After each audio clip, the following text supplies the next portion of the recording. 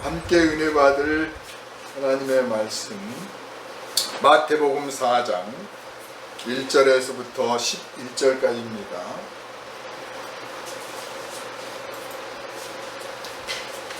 그때 예수께서 성령에게 이끌려 마귀에게 시험을 받으러 광야로 가사 40일을 밤낮으로 금식하신 후에 줄이신지라. 시험하는 자가 예수께 나와서 이르되 네가 만일 하나님의 아들이거든 명하여 이 돌들로 떡덩이가 되게 하라.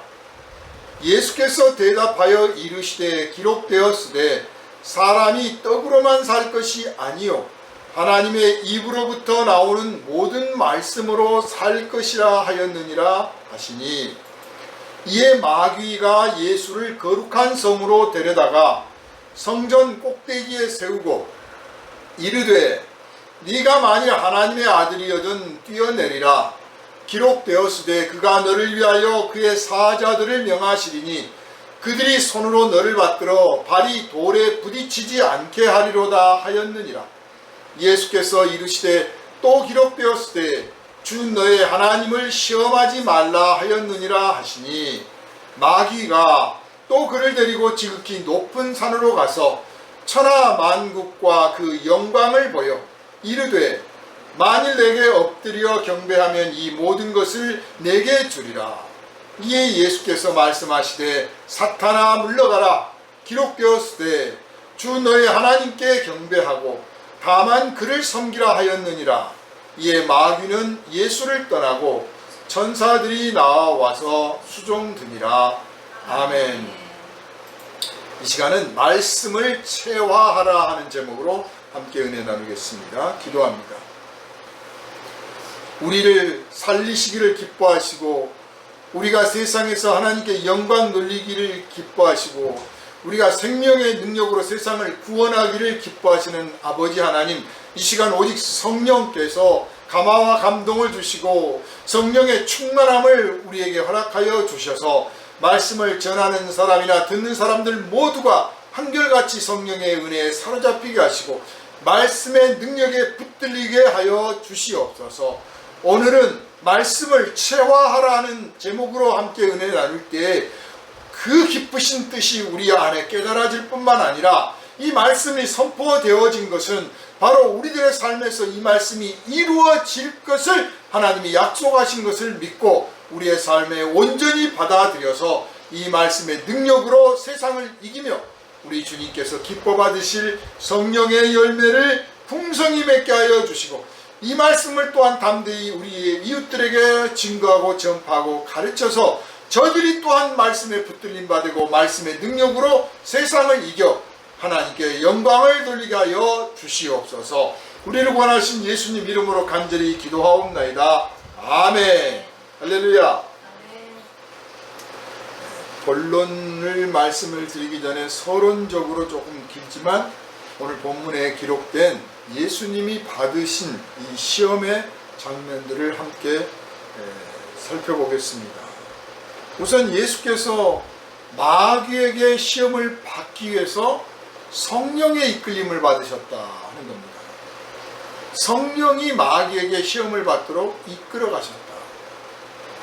특별한 거죠. 성령이 이끄시지 않은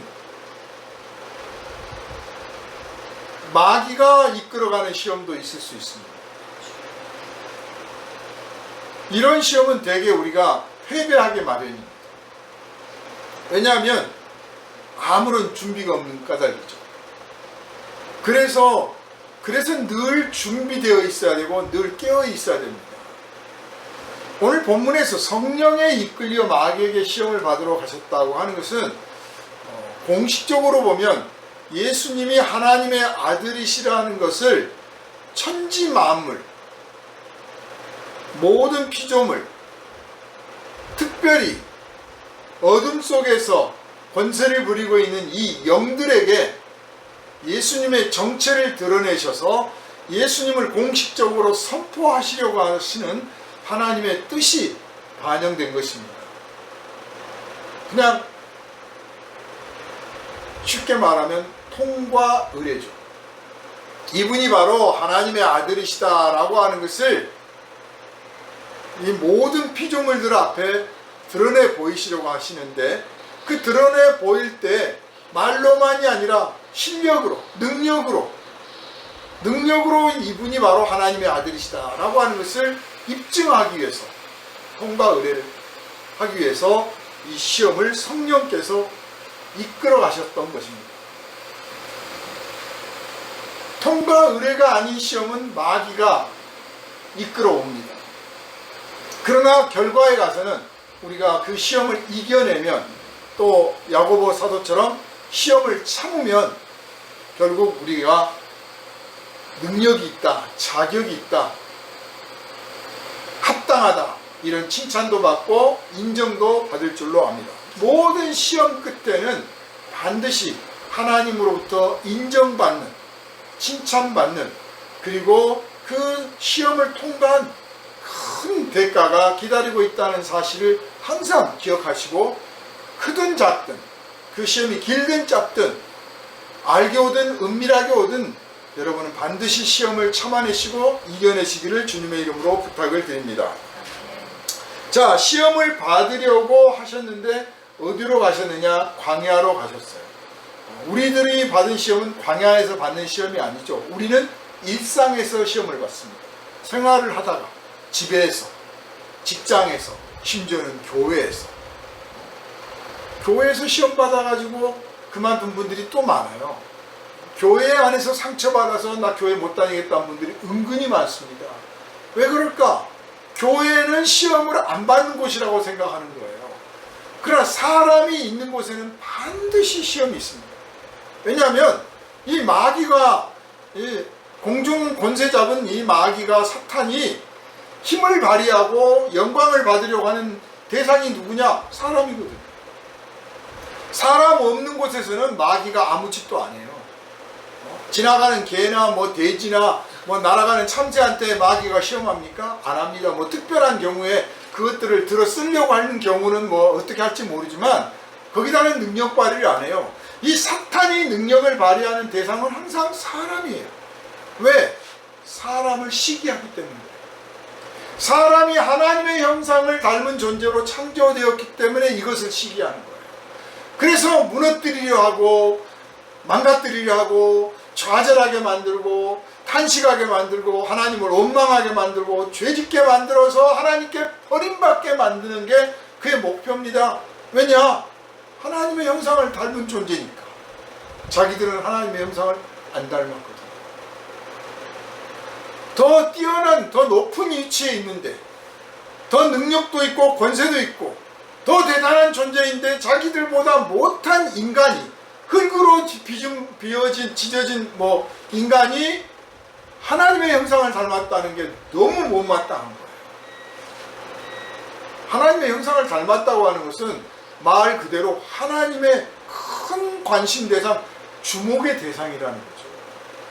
우리가 누구 시기할 때 보면 학교에서도 그렇잖아요. 학생들이 여럿인데 다 선생님 좋아하는데 선생님이 한 사람만 쳐다보고 있어. 그 학생한테만 잘해줘요. 그러면 다 기분 나빠. 나 학교 안 다닐래 그래요. 시기심이 생기는 거예요. 그러니까 시기에는 두 가지가 있습니다. 하나는 정당히 마땅히 받아야 될 것을 받지 못해서 하는 시기가 있고, 자기 것이 아닌데 욕심내서 하는 시기가 있죠. 이 사탄은 자기 것이 아닌데 욕심을 내는 거예요. 충분히 받을 만한 복과 은혜를 받았음에도 불구하고 이 흙으로 빚어진 인간이 하나님의 형상을 닮았다는 사실, 그래서 하나님이 관심을 가지고 주목을 하며 에덴이라고 하는 동산에서 다른 피조물들은 다 그냥 내버려 뒀는데 인간만 그 에덴이라는 동산을 따로 창설해서 거기서 살게 해주셨다는 게 너무 못마땅한 거예요. 그래서 이거를 무너뜨리려고 합니다. 그래서 인간이 있는 곳에는 항상 마귀가 따르고 시험이 있게 마련이에요.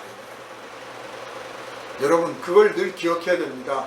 가정에서도 방심하면 안 됩니다. 그렇다고 노이로제 걸릴 만큼 막 신경을 써가면서 사탄이 안 되는데 툭 하면 남편한테 사탄아 물러가라, 자식한테도 사탄아 물러가라, 그리고 교회 와서도 마귀야 물러가라, 이러면 안 되는 거고, 그건 과민한 건 노이로제.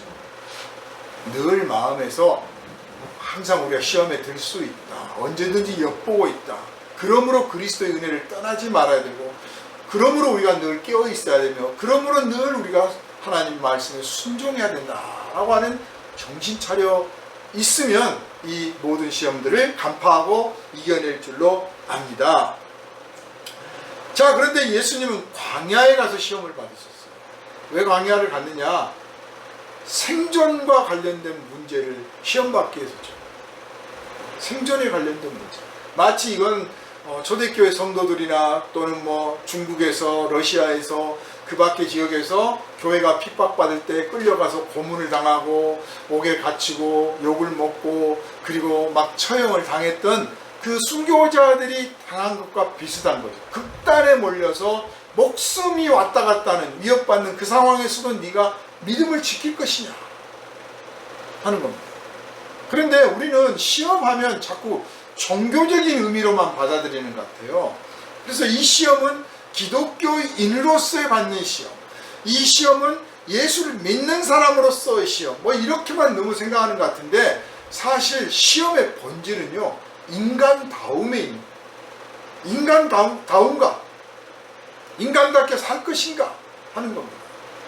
그리고 그 인간답게 살도록 가르치고 인도하고 그 인간답게 살 수 있도록 길을 열어주신 것이 믿음의 길이요, 이 기독교지, 기독교인으로서 살아야 되는, 기독교인의 조건으로서 시험이 있는 게 아니다. 이 점을 분명히 알아야 됩니다. 그러므로 오늘 예수께서 받으신 시험도 하나님을 믿는 사람으로서 받는 시험이라기보다는 그건 너무 좁은 범위에서 해석을 하는 것이고, 본질적으로 보면 하나님의 형상을 닮은 피조물로서 그 하나님의 은혜를 받은 그런 존재로서 그 인간이 살아야 될 태도, 삶을 갖춰야 될 태도란 무엇인가? 자, 그런데 이게 평상시에는 안 드러나잖아요, 우리가. 어떤 특별한 조건 속에서, 어떤 특별한 상황 속에서 정말 내가 인간다운 존재인가?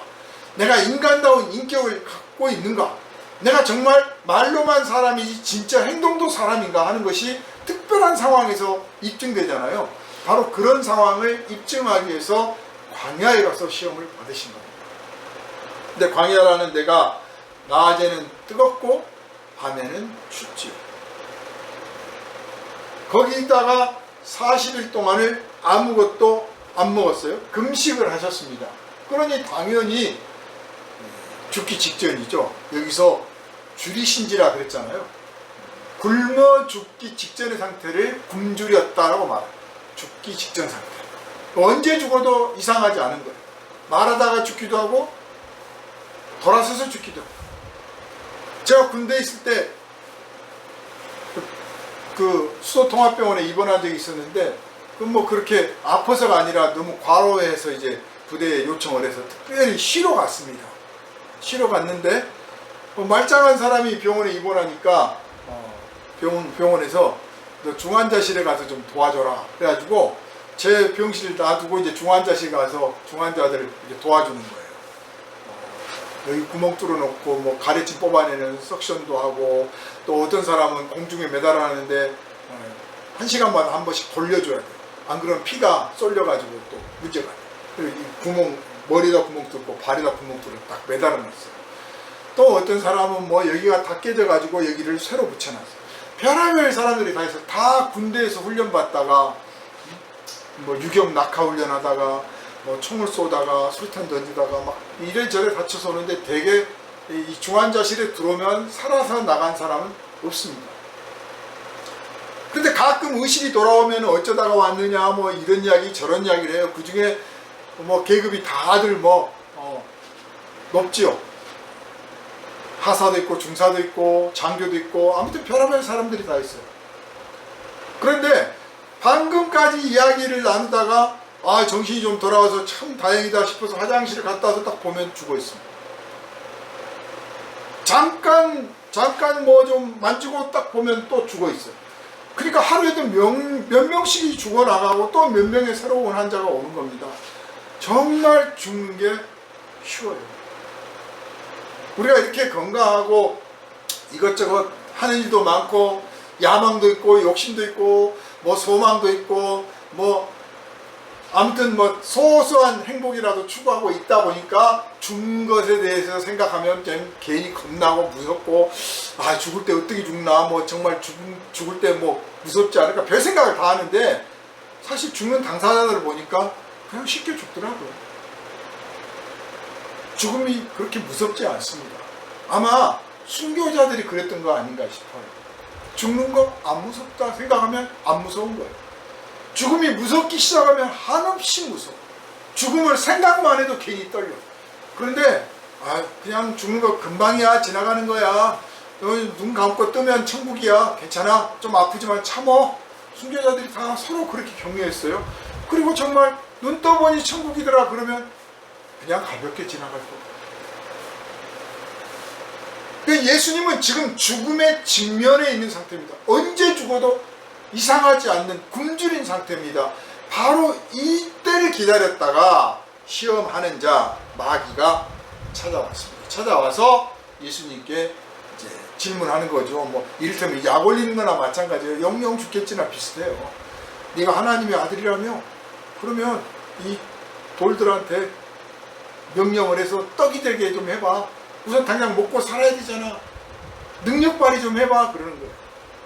사실 저 같았으면 40일까지 안 가고 한 열흘만 됐어도 집에서도 아니고 광야인데 집에서 열흘만 굶었어도 벌써 정신이 오락가락 해가지고 뭐든지 맛있어 보이고 뭐든지 먹을 것 같아요.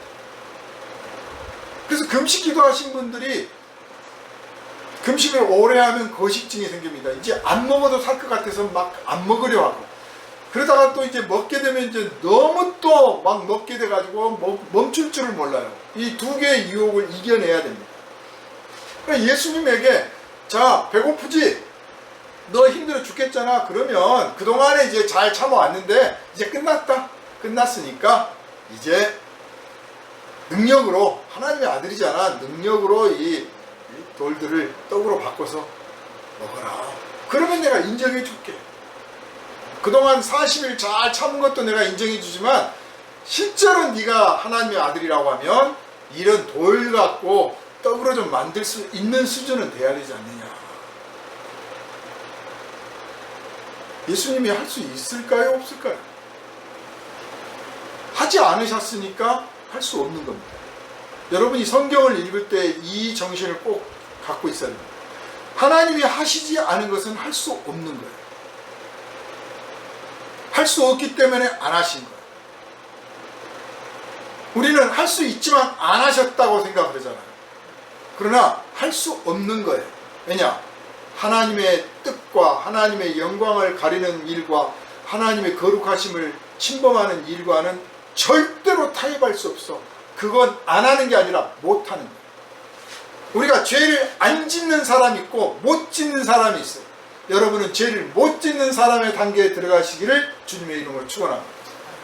지을 수 있지만 나는 안 지어. 아직 낮은 단계예요. 나는 그런 죄는 지을 수가 없어. 아예 불가능해. 나는 가능하지 않아. 나는 그런 상상도 할 수도 없고 그게 뭔지도 몰라. 이 차원이 돼야 돼요. 그러니까 이 돌들을 명하여 떡이 되게 해보라 그랬는데 그건 예수님의 능력이 있다는 뜻입니까? 없다는 뜻입니까? 있다고 알려주는 거잖아요. 인정해 주는 거잖아요. 그러니까 한번 나한테 보여달라는 거잖아요. 그런데 예수님은 마치 나는 그런 건 몰라. 사람이 빵으로 먹고 사는 거 아니야. 하나님 말씀 먹고 사는 거지. 빵도 먹어야지만 하나님 말씀 안 먹으면 아무 소용없어. 그러니까 나는 그런 거 할 줄 몰라. 단호하게 거절합니다. 우리가 시험 받을 때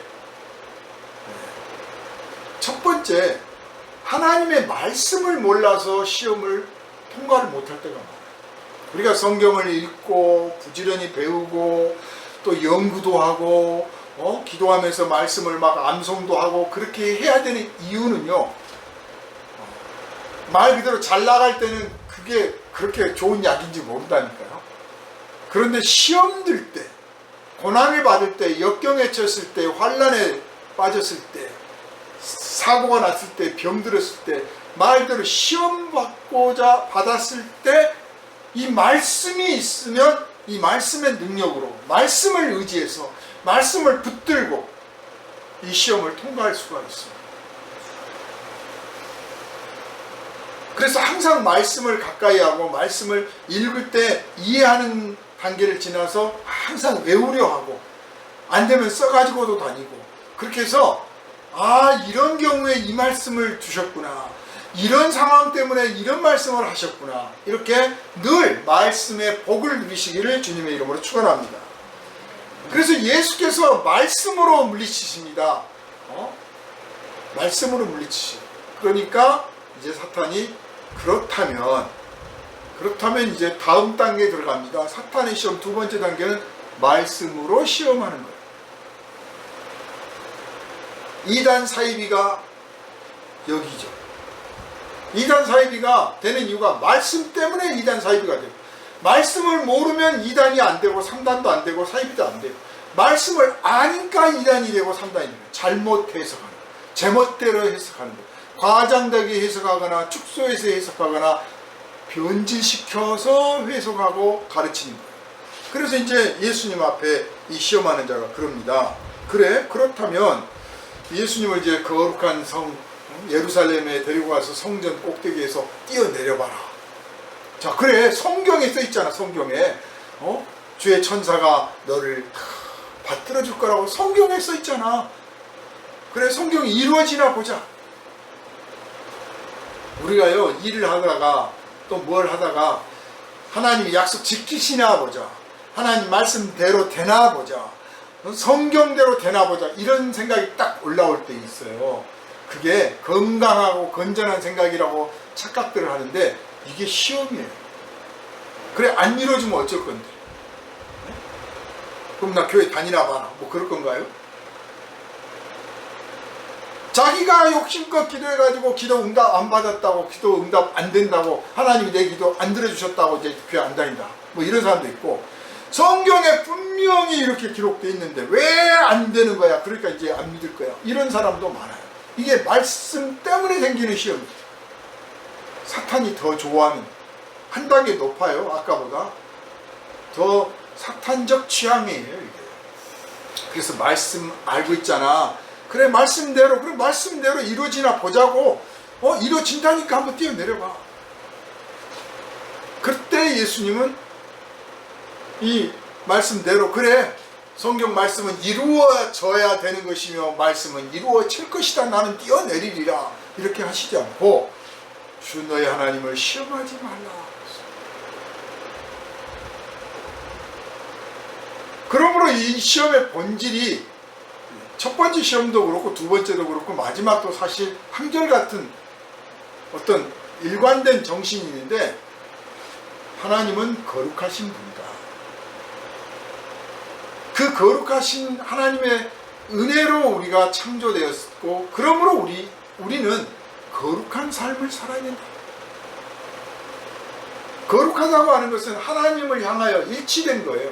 하나님을 일치하지 않고 하나님을 테스트하거나, 하나님과 겨루려 하거나, 하나님을 의심하거나, 하나님을 조종하려고 하거나, 하나님을 이용하려고 하는, 즉 하나님과 내가 하나의 선에 있지 않고 하나님과 내가 따로 있어서 하나님을 내 인생의 뭔가로 수단으로 쓰려고 하는 이 생각이 시험인 거예요. 이게 거룩하지 않은 거예요. 반대로 하나님이 나를 쓰신다고 하면 나는 온전히 맡길 수 있죠. 왜냐, 하나님은 거룩하신 분이니까. 우리 시험의 본질이 그겁니다. 거룩하신 하나님이 나를 마음대로 쓰시도록 하지 않는 것이 시험에 들어가는 것이고, 거룩하신 하나님과 내가 일치되어서 하나님만 바라보면 되는데 자꾸 내가 하나님을 수단으로 이용하려 하거나 방법으로 이용하려 하거나 하나님을 의심하거나 테스트하거나 뭐 하거나 뭐 이러면 하나님 따로 나 따로거든요. 그러니까 예수님은 하나님을 시험하지 마라, 그 말은 나는 하나님이란 위대하신 분을 감히 시험할 수 없어, 어떻게 감히 그럴 수 있느냐, 이런 그 원론적인 이야기를 하는 게 아니라 나는 하나님과 통하는 사람이야, 의심할 게 없어, 하나님이 나를 믿어주시고 나는 하나님을 믿고 사랑해. 그러니 하나님이 나를 사랑하는지 안 하는지, 하나님의 능력이 있는지 없는지 내가 왜 그것을 시험을 한단 말이야. 내 기도를 들어주시나 안 들어주시나 보자, 이런 식이 아니라는 거지. 그거 바람직하지 않다는 거지. 그냥 내가 기도하는 것을 하나님은 들어주시고 안 들어주셔도 괜찮아. 왜냐? 나를 사랑하시는 건 변함이 없거든. 아마 안 들어주셨다면 내가 좀 욕심이 많았거나 과했거나 그거 되고 나면 오히려 나한테 손해이니까 하나님이 안 들어주신 거야. 뭐 어때? 이런 하나님과 내 사이에 어떤 의심도 없는 그런 순수한 사랑의 관계가 있어야 되는데, 이게 없으면 그게 시험인 거예요. 그러니까 이제 마귀가 이분이 정말 하나님 사랑하고 하나님을 의심치 않고 믿네? 안 되겠다. 그러면 또 다른 걸 해보자. 그래가지고 천하만국 영광을 다 보여주면, 그때 당시 영광을 보면 뭐 얼마나 보겠습니까? 아마 요즘에 서울 시내 보여준 게 더 멋있을지 몰라요. 서울 남산 우리가 왜 밤에 올라가는, 사람들 올라가잖아요. 촤 등불 휘황찬란한 걸 쫙 보면서 참 멋있다. 그래요, 멋있지요. 그게 영광이에요. 그걸 보여주면서 나한테 절 한 번만 하면 내가 이거 다 줄게. 절을 하느냐 안 하느냐에 우리의 생각은 딱 먼저 갑니다. 아, 절을 하느냐 안 하느냐.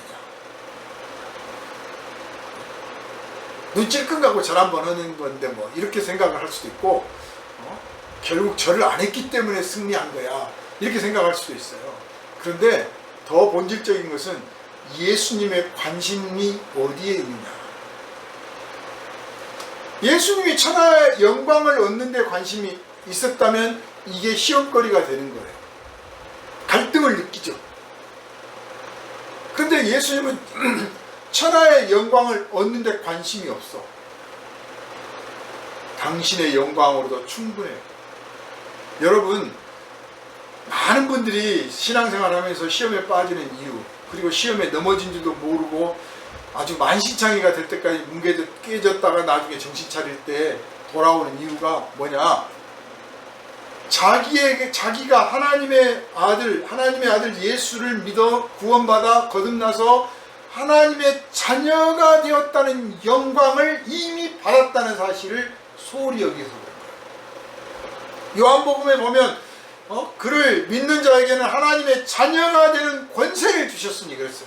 우리에게는 부자가 따로 되어야 되고, 유명한 사람 따로 되어야 되고, 권세를 얻어야 되고, 성공해야 되고, 뭘 잘해야 되고, 뭐 건강해야 되고, 뭘 낳아야 되고 하는 또 다른 어떤 것보다 더 큰 하나님의 자녀가 된 권세와 영광을 이미 받았다. 이게 최고예요.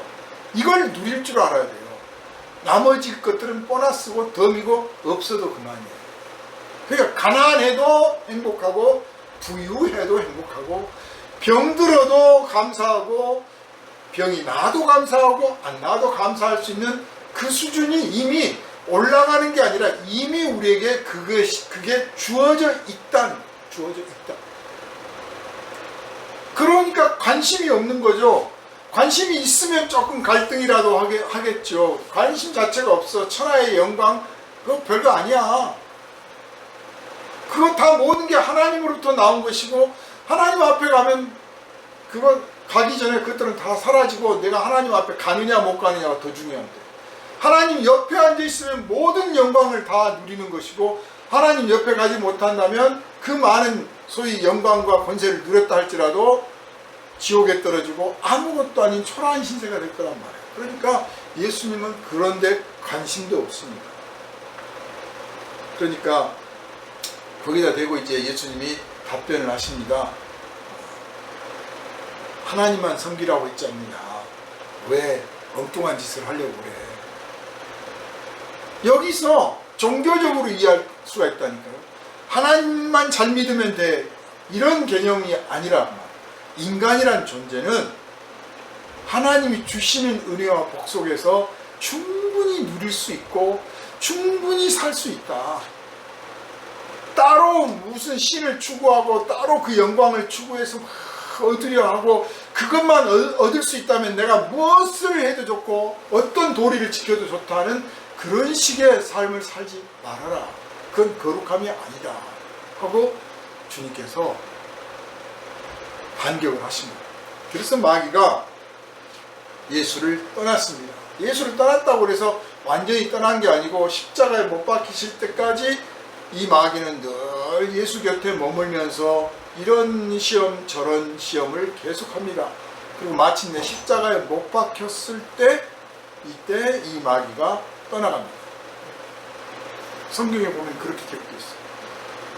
우리의 인생은 우리가 하나님 나라에 들어갈 때까지 우리 숨지기 직전까지 마귀가 항상 언제든지 시험할 수 있다는 사실 항상 기억하시고, 그렇다고 뭐 무서워할 것도 없고 쫄 것도 없어요. 그냥 예수 안에서 내가 이길 수 있다. 예수님이 이기셨으니.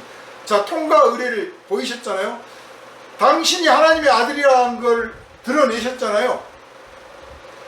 예수님이 하나님의 아들이시라고 하는 걸 드러냈기 때문에 이제 우리가 그 아들 안에 있으면, 그 아들을 믿으면, 그 아들이 우리를 보호하고 붙들어 주시면 그 어떤 마귀의 시험도 역시 우리도 이겨낼 수 있다. 그러므로 이제 예수님이 선언하신 거죠. 천군 천사들에게, 모든 피조물들에게, 보라, 내가 이 시험을 통과했으니, 인간으로서는 감당할 수 없는 극한의 상황에서 이 시험을 통과했으니 이제 내 손에 있는 내 사람들도 이 시험을 통과하게 될 것이고 너희들은 그것을 보게 될 것이다.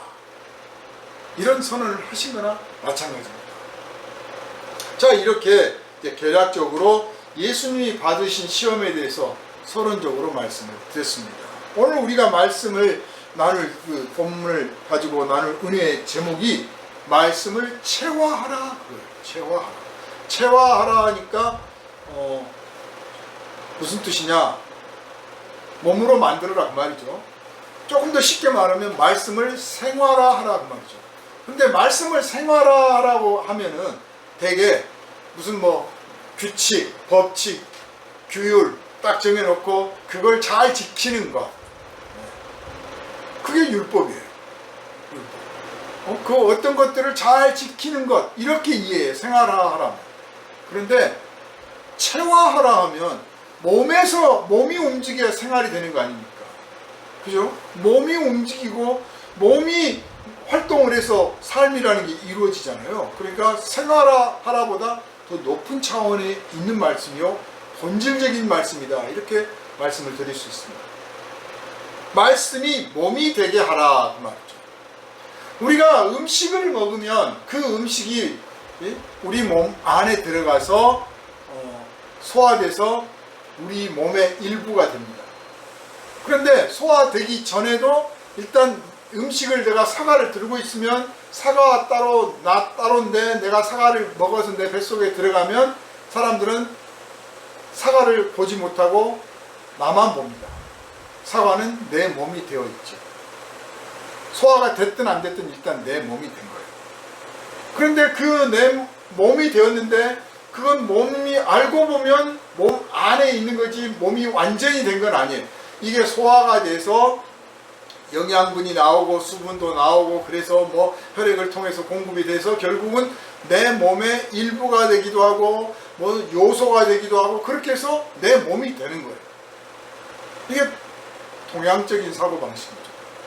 그러므로 우리가 음식을 먹으면 그 음식 하나하나가 내 몸이 되기 때문에 성경에서 정결한 음식을 먹으라고 하신 이유가 그거예요. 정결한 음식을 먹어야 내가 정결한 몸이 되는 거죠. 불결한 음식을 먹으면 내가 불결한 몸이 되는 거예요. 그런데 이 음식은 결국은 무엇을 지향하고 있느냐 그러면 작게는 지혜요 지식이고 더 깊게 들어가면 하나님으로부터 오신 말씀을 말하는 거죠. 근데 하나님인 척하고 가장한 마귀의 말씀 아닌 말씀도 있어요. 그러니까 마귀로부터 온 말씀을 먹는 사람은 마귀가 되고 그 몸을 먹었으니 그걸 먹어서 몸을 만들어 가니까 하나님으로부터 오신 그 말씀을 먹으면 점점 뭐가 됩니까? 거룩해 돼서 하나님의 아들이 되는 거죠. 이게 먹는 것의 비밀이에요. 예수께서 시험을 이기셨는데 돌을 많이 닦아서 이기셨을까요? 기도를 많이 해서 이기셨을까요? 어떻게 해서 이기셨을까요? 첫 질문에 네가 하나님의 아들이거든 이라고 했잖아요. 그 말은 그 전에 이미 하나님의 아들이라고 하는 것을 마귀가 봤다, 그 말, 인정했다는 뜻이에요. 인정했지만 내가 한번 꼬투리를 잡는 거죠. 정식으로 나한테 한번 그거 드러내봐, 그거예요. 당신이 하나님의 아들이라고? 그래, 아들, 그래, 아들이요. 하나님의 아들이 아니라면 시험도 안 해요. 하나님의 아들이니까 시험을 하는 거예요. 그리고 그거를 시험하면서 드러내라는 거예요. 마귀가 우리를 시험할 때 우리가 성도가 아니면 시험을 안 해요. 그러니까 그리스도인이 아닌 사람들은 시험 받는다고 안 해요. 그냥 그 사람들은 그렇게 사는 거예요. 그게 정상이에요. 우리는 그들과 다르게 살려고 하니까 시험이에요. 그들처럼 안 살려고 하니까 시험이에요. 그래서 마귀는 우리에게 시험을 통해서 네가 진짜 성도라면 입증해봐 하는 거예요. 입증해봐. 근데 우리는 자꾸 그 시험에 지는 것으로 입증을 하려고 한다니까. 바보처럼. 이기는 것으로 입증을 해내야 되겠죠. 어쨌든 간에 예수님이 하나님의 아들이시기 때문에 시험을 받았고, 예수님이 하나님의 아들이시기 때문에 시험을 이기신 거예요. 그러면 하나님의 아들이란 뭐냐? 우리는 이제 이거를 물질적으로 이해한다면, 인물론적으로 이해한다면 하나님이 저기 계시는데 거기서 반토막이 똑 떨어져 가지고 여기 왔다, 이런 식으로 자꾸 이해를 하려고 하는 거죠. 그러나 성경의 요한복음 표현이나 다른 표현들을 보면 말씀이 육신이 되었다 라고 표현한 것을 알 수 있습니다. 말씀이 육신이 되었다. 왜 말씀이 육신이 됐다라고 했을까요? 하나님이 천지를 창조하실 때 말씀하셔서 창조하셨어요. 즉 하나님이 존재하시는지 안 하시는지를 창조되기 전에는 아무것도 몰라. 피조물은 몰라. 피조물은 존재하지도 않았어. 하나님이 존재하신지 안 한지도 모르고 그분의 능력이나 영광도 알 수가 없어. 그런데 그분이 말씀하심으로써 당신을 드러내신 거예요. 당신이 존재한다는 사실을 알리신 거예요. 당신이 존재한다는 사실을 누구한테 알리셨습니까? 피조물에게 알리신 거예요. 당신 자신이 아실 뿐만 아니라 당신 자신을 알릴 필요가 없죠. 왜냐하면 당신 자신이 아니까. 그런데 그걸 드러내셨어요. 창조하심으로써. 피조물들을 창조하심으로써 그들에게 하나님이 존재하시고 하나님이 거룩하신 분이며 하나님이 전능자시라고 하는 것을 피조물들에게 드러내셨어요. 이게 계시죠. 그래서 이 피조물들이 자기가 창조된 존재로서 존재하게 됨으로써 나를 존재하게 하신 이가 있다. 그렇지 않고는 내가 존재할 수가 없다. 즉 자기에 대한 인식이 있어야만 창조주에 대한 인식이 있는 거예요. 자기 존재에 대한 인식 자체가 없으면 창조주가 있다는 사실조차도 모르는 거죠. 그러므로 인간이, 자기 인식을 할 수 있는 인간이 창조주가 있다고 하는 사실을 부인한다고 하는 것은 마치 자기를 그냥 돌이나 나무나 심지어는 짐승이나 매일반처럼 자기 스스로를 격화시키고 있는 행위예요.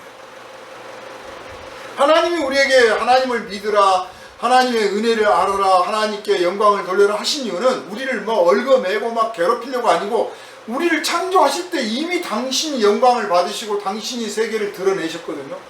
오히려 반대로 우리가 하나님의 존재하심을 알고 하나님의 전능하심을 인정하고 그를 경배함으로써 우리의 삶을 감사하고 윤택하게 살 수 있는 거예요. 그렇기 때문에 우리한테 하나님을 섬기라고 하는 거지, 무슨 엉터리 같은 사람들이 종교는 무슨 공포를 먹고 산다는 둥, 하나님이 그렇게 우리를 괴롭혀가지고 뭘 얻어먹겠다고 그러냐고.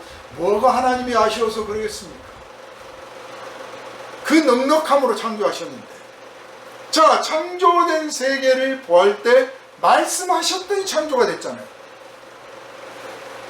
그런데 그 창조된 세계 속에서 예수라는 분이, 나사렛에서 예수라는 분이 등장했는데 그의 말과 행실이, 그의 하는 모든 것이 사람의 수준이 아니야. 똑같이 우리와 같이 밥 먹고 살았는데 뭐 삼각산에 갔더니 지리산에 갔더니 뭐 계룡산에 갔더니 도사님이 계시는데 그분은 뭐 이슬만 먹고 살아요. 이런 차원이 아니고, 그런 꾸며낸 이야기가 아니라 제자들이 예수님과 같이 다녔던 제자들 있잖아요. 처음에 복음을 전했던 그 70명의 제자들과 또 그 중에 12사도들과 그 외에도 제자, 이 사도는 아니지만 제자의 반열에 들었던 사람들, 나중에는 예수님 부활 승천하셨을 때 그걸 목격했던 400명이 넘는 제자들, 정말 많은 분들이 예수님과 같이 먹고 자고 길을 걷고 여러 현장 속에서 예수님의 말과 행동을 다 경험을 했어요. 그랬더니 그분은 사람이지만 우리와 다른 사람이다. 어떻게 다른 사람이냐? 그의 생각과, 심지어는 우리가 들여다보지는 못하지만 그의 행동과 말을 통해서 또 능력을 통해서 모든 것을 통해서 봤을 때 그 영혼이, 그의 생각과 모든 것이 그 하나님의 말씀이 이루어진, 말씀이 육신이 된 거예요. 그래서 인카네이션, 성육신 하셨다, 말씀이 육신이 되셨다라고 표현한 겁니다.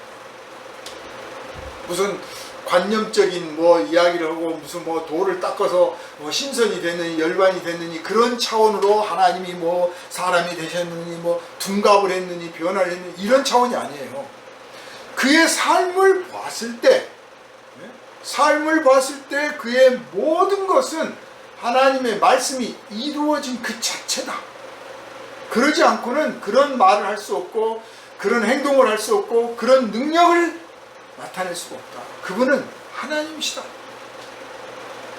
그래서 경험적인 고백입니다. 상상한 이론이 아니에요. 그랬을 것이다, 그렇게 되리라가 아닙니다.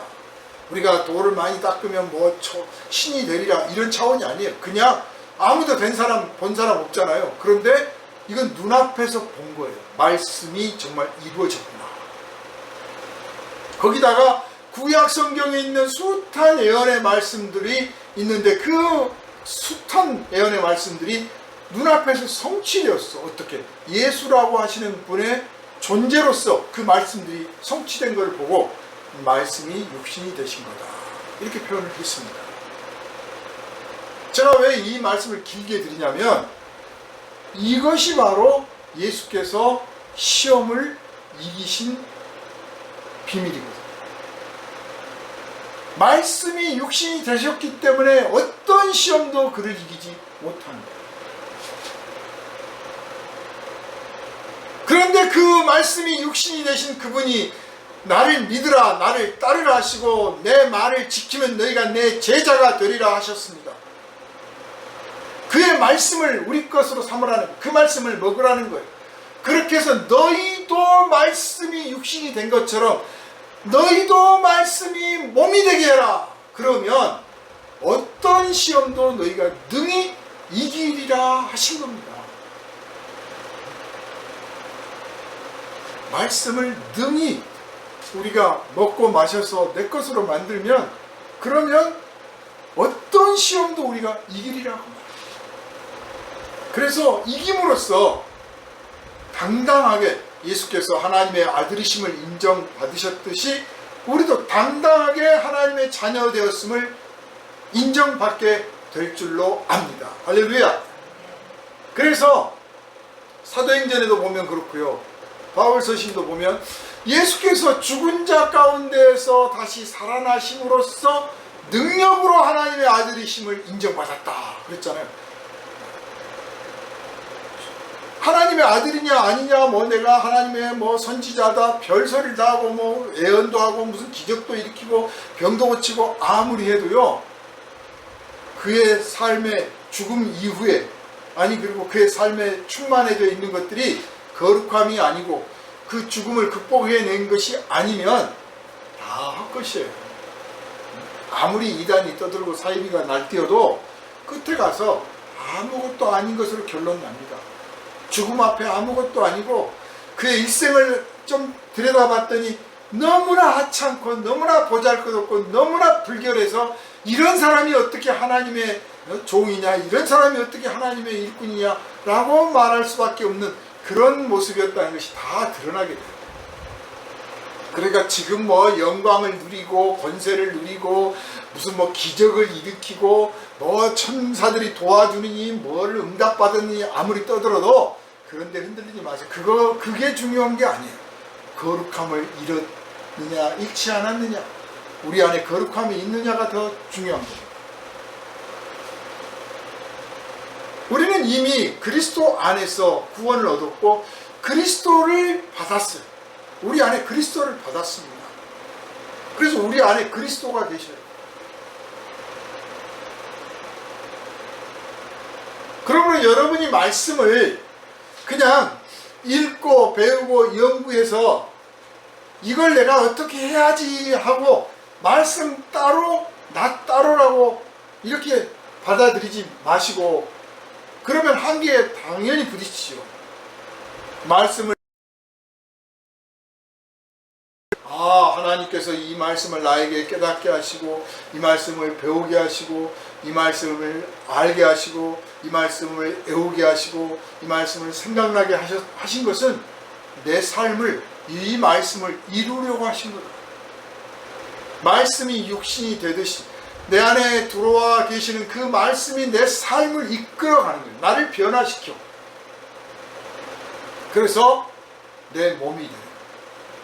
몸이라고 하는 것은 현대 철학에서도 아주 중요한 주제로 등장을 했습니다. 옛날에는 그냥 막 정신만 막 따졌어요. 정신.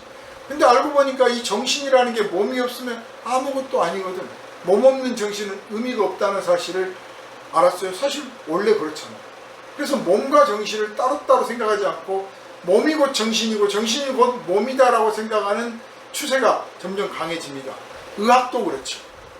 예전에는 몸 따로 정신 따로 했어요. 그런데 지금은 정신이 몸을 고치고 몸이 정신을 고치고, 믿음으로 병이 낫고 믿음을 이루면 병이 들어, 죄를 지으면 병이 들고 죄를 이겨내면 병이 나와. 보이지 않는 어떤 강력한 끈이 연결되어 있는 거예요.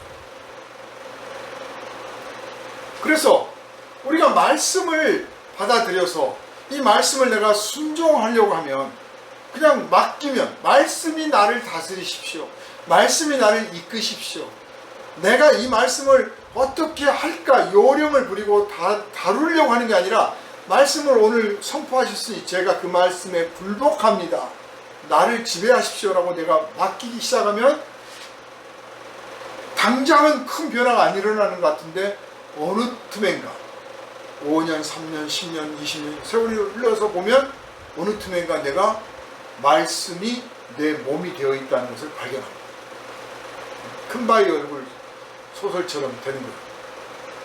몸이라고 하는 것은 나를 나타내는 거예요. 내가 존재한다는 사실을 나타내는 것이 이 몸입니다. 몸이 없으면 나를 나타낼 수가 없습니다. 또 반대로 몸은 이 세상을 경험하게 하는 겁니다. 이 세상이 나와 관계를 맺게 해주는 중요한 역할을, 몸이 없으면 이 세상이 존재하는지 세상이 좋은지 나쁜지 알 수가 없어요. 몸이 있어야 아는 거예요. 몸이 있음으로 인해서 내 존재가 드러나기도 하고 세상을 경험하기도 하고 내가 세상과 교제하기도 하고 세상과 나를 분리하게 하기도 하고 이 몸이 그 역할을 해요. 그러니까 말씀이 들어와서 내 몸 안에서 내 몸이 된다고 하는 것은 곧 내게 주어진 말씀이 곧 나를 나타내게 된다는 거예요. 그래서 이거를 어떤 분들은 말씀을 배우고 연구하고 또 말씀이 수준이 높다 그러다 보면 어떤 경지에 이른다고 생각하는데, 사실은 말씀이 들어와서 읽어내는 어떤 마지막 최종 결과는 말씀이 내 인격이 되는 거죠. 내 인격의 수준이 곧 내가 알고 있는 말씀의 수준이에요. 그래서 어떤 분들은 정말 성경도 많이 알고 뭐 잘 가르치기도 하고 아주 막 달달달달 외우기도 하는데 보면 인격적인 수준은 그렇게 별로 안 높은 것 같아요. 본인은 나는 말씀도 많이 알고 수준이 높아 그럴지 몰라도 실제로는 낮은 거죠. 별거 아닌 거죠. 그렇지만 뭐 성경의 지식도 그렇게 많지도 않은 것 같고 그렇게 많이 배운 것 같지도 않은데 그의 말과 행동을 보면 참 고상하고 인품이 있어요. 그러면 우리가 야 저분은 알 수가 없네, 신비스럽네, 많이 안 배운 것 같은데 저렇게 사는 거 보면 정말 놀라워. 사실 우리 성도들이 그런 수준이 돼야 되는 거죠. 말씀을 많이 하는 수준보다 말씀대로 사는 수준이 높아야 됩니다. 말씀을 잘 가르치는 사람은 말씀을 배우는 입장에서는 그런 사람 만나면 복이죠. 말씀을 잘 가르쳐주는 사람을 만났다. 말씀을 배우려고 하는 사람한테는 야 내가 무슨 복이 있어서 저렇게 성경을 잘 가르쳐주신 분을 만난다. 내 복이다. 그렇지만 말씀을 잘 가르치는 사람도 그게 복일까요? 다들 그게 복이라고 생각들을 해요. 그래서 존경도 받고 칭찬도 받고 뭐 덤으로 뭐 이것저것 막 얻기도 해요. 그런데 중요한 게 있습니다. 말씀을 가르치는 만큼 책임도 따릅니다. 그래서 하나님의 심판 앞에 받으러 가면 말씀을 이만큼 배운 사람은 요만큼밖에 안 배웠기 때문에 나는 요만큼만 지켰습니다. 그래도 할 말이 있어요. 그래 내가 네 사정 알겠다. 근데 말씀을 이렇게 많이 한 사람은 너는 이렇게 많이 하는데 왜 이것밖에 안 지켰느냐 하고 책망을 받는 거죠. 그러니까 말씀을 많이 알고 잘 가르친다는 게 본인 자신을 위해서는 결코 복이라고만 할 수 없는 거예요. 왜 이런 말씀을 드리냐면 말씀을 많이 아는 것보다 말씀을 그대로 순종하는 것이 더 중요하다. 마귀 보십시오. 마귀가 예수를 시험하는데 말씀을 가지고 시험하잖아요. 말씀을 가지고 아는 체를 하잖아요. 말씀을 그럴듯하게 해석해가지고 아주 인간적으로 해석하고 아주 상황에 딱 맞게 적용해가지고 이 말씀도 있잖아 하고 덤비잖아요. 그래서 하나님의 심판이 임할 때 첫 번째 교회에 임합니다. 교회를 먼저 심판합니다. 그 다음에 유대인들을 심판하십니다. 그 다음에 그리스도 밖에 있는 사람들을 심판하실 거예요. 그러니까 말씀을 많이 안 사람, 은혜를 많이 받은 사람 순서대로 심판을 받아요. 먼저 심판을 받는다는 뜻은 매도 먼저 맞는 매가 낫다고 뭐 그런 의미를 말하려고 하는 게 아니에요. 책임이 따른다고 말이죠. 책임이 따른다. 그러니까 유대인들을 사도들이 꾸짖고 예수께서 꾸짖으셨던 이유는 그들에게 율법이 있고 선지자가 있고 제사가 있었는데도 불구하고 그 큰 하나님의 이적을 보고 하나님의 은혜를 경험하고 있음에도 불구하고 그들의 삶이 하나님의 말씀대로 안 사는, 그냥 계명도 외우고 공부도 많이 하고 가르치기도 많이 하는데 실제 사는 것은 하나님과 상관이 없어요. 그런데 그들은 하나님을 믿다고요. 그러니까 종교적으로는 하나님을 잘 믿어요. 종교적으로는 규율도 잘 지키고, 그런데 인간으로서, 존재하는 인간으로서 하나님께서 창조하신 인간으로서의 삶을 살아야 돼요. 하나님이 우리에게 주신 계명이나 율법이나 가르침이나 모든 규정들, 규약들, 도덕들은 기독교인으로서 살기 합당한 조건이 아닙니다. 인간으로서 마땅히 갖춰야 될 조건입니다. 그리고 그렇게 살면, 그것들을 지키고 살면 인간이 누릴 최고의 행복을 얼마든지 누릴 수 있다. 무엇을 더 얻지 않아도 된다는 거예요. 마귀는 이것을 시험하고 있고 우리는 이 시험을 말씀으로 이겨내야 됩니다. 오늘날 성도들은 이전의 세대에 비해서 얼마나 복을 받고 있는지 몰라요. 성경을 이렇게 쉽게 접할 수 있습니까? 저 어렸을 때만 해도 성경책이 그렇게 많지 않았어요. 성경 갖고 있는 사람도 많지 않았고 성경이 그렇게 흔한 책이 아니었습니다. 성경이 좀 흔하게 느껴진 건 군대 가서 느꼈어요. 군대 갔더니 파란 성경책, 신약 성경과 시편 해가지고 시온 기드원 기드원 출판사에서 해가지고 막 군인들한테 막 나눠주죠. 읽어보라고. 그러니까 성경이 흔한 책 같았어요. 그러나 성경은 흔한 책이 아닙니다. 지금도 사실 이 대한민국 땅에서나 돈만 있으면 어디 가서나 성경 사지, 조금만 한 걸음만 벗어나도 없어요. 성경 구하기 힘듭니다. 제가 태국에 있는 태국 사람한테 전도를 계속하고 하는데 태국어 성경을 구하려고 하는데 태국어 성경이 없어요. 아무리 태국 가서 좀 찾아보라고 해도 태국에도 없다는 거고, 국내에서도 좀 구해보려고 해도 국내에서도 없어요. 그래서 그분이 이제 영어를 잘하니까, 그러면 영어에 바이블 게이트라고 하는 사이트가 있는데 거기 들어가면 니네 나라 태국어부터 시작해가지고 전 세계 언어의 성경이 다 있다. 그거 클릭해서 좀 읽어라. 그래가지고 이제 그 사이트를 가르쳐줬어. 뭐 방법이 그거밖에 없어. 그러고 나서 생각하니까, 야, 내가 성경을 이렇게 쉽게 읽을 수 있다고 하는 게 얼마나 큰 복인가, 얼마나 큰 다행인가 싶어요. 또 유튜브만 보면 엄청난 설교들이 막 쏟아지고 있습니다. TV를 딱 켜면 채널이, 또 기독교 채널이 서너 개, 4개쯤 돼요. CTS, CBS 뭐 많아요. 굿뉴스 TV. 하루 종일 켜놓고 하루 종일 들어도 돼. 극동방송도 하루 종일 나. 얼마나 은혜 받을 때가 많은지 몰라요. 말씀의 홍수 속에 산다라고 할 만큼. 요즘에 이제 목사님들이 이건 너무 말씀이 너무 많다, 우리 성도들한테 좀 제발 인터넷 보지 마라, 유튜브 보지 마라, 뭐 라디오 듣지 마라고 좀 해야겠다라고 할 만큼 지금 그런 상황까지 왔습니다. 왜 그렇게 하지 마라고 할까? 뭐 이단들이 하도 많아서도 그래요. 사실 교묘한 이단이 너무 많은 거예요. 가짜가 너무 많아. 그것도 그렇지만 사실은요, 아무리 들어봤자 그 말씀대로 안 살면 무슨 소용이 있습니까? 말씀대로 안 살면 무슨 소용이 있어요? 헛배만 부르는 거지. 먹기는 잔뜩 먹었는데 소화가 안 된 거예요. 배만 꾹 불러가지고 뚱땡이만 되는 거예요.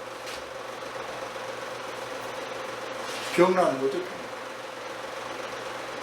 그래서 저와 여러분은 한 말씀을 배우고 한 말씀을 읽어도 아멘, 이 말씀대로 이루어지기를 원합니다. 이 말씀대로 살기를 원합니다.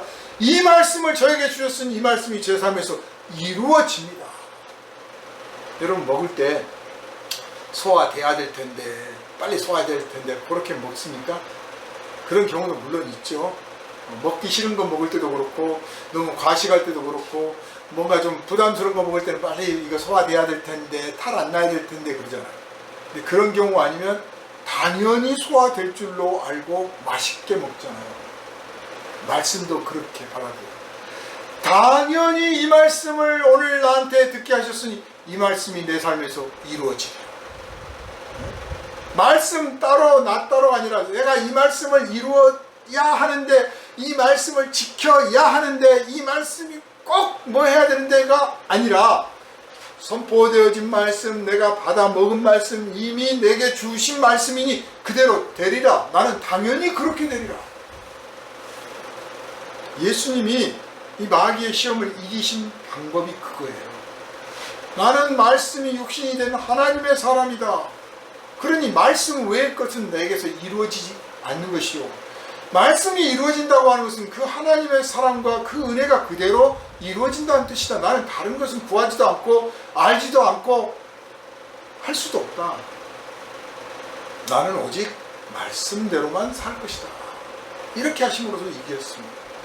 그러므로 말씀이 여러분의 몸이 되도록 하십시오. 말씀을 받은 그대로 여러분의 몸이 될 것을 믿으십시오. 그리고 여러분 부지런히 움직이고 운동하고 관리해서 몸이 날씬한 가운데 건강한 몸으로서 능력 있는 하나님의 말씀을 드러내는 사람들 모두 되시기를 주님의 이름으로 축원합니다. 기도합니다. 거룩하신 주님께서 우리에게 말씀을 주셨사오니 이 말씀대로 살게 될 줄로 믿습니다. 사람이 무엇으로 삽니까? 하나님의 말씀으로 삽니다.